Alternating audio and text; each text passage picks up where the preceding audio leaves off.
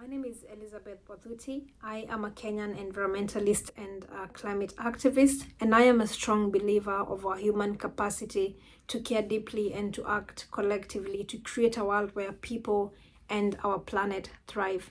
I have been fighting for the protection of nature, which is our very own life support system, and telling the stories of frontline communities who are facing the worst impacts of the climate crisis so that the whole world can see and feel the suffering that our way of doing things is bringing to bear across the African continent. Right now, we have seen so many impacts of the climate crisis that range from record-breaking heat waves to the ongoing prolonged drought situation that has seen over 3 million Kenyans and over 20 million people in neighboring countries across the Horn of Africa facing climate-related starvation. And in the past few years, we've also seen extreme floods that have taken lives in Uganda, Nigeria, South Africa, and all of this is happening as emissions continue to rise all around the world. So it is clear that we cannot afford to delay action on climate.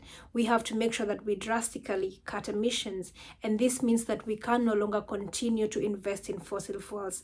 The future is now in renewables. The future is in biodiversity protection, because again, we are not going to meet our climate targets without nature. And investing in renewable energy is going to help us deal with this crisis, but most importantly, we have to also ensure equal access to energy for all of the people. And we can no longer continue to give the biggest burden of this crisis to a population of people who have least contributed to it. We need international solidarity and cooperation to be able to deal with these impacts.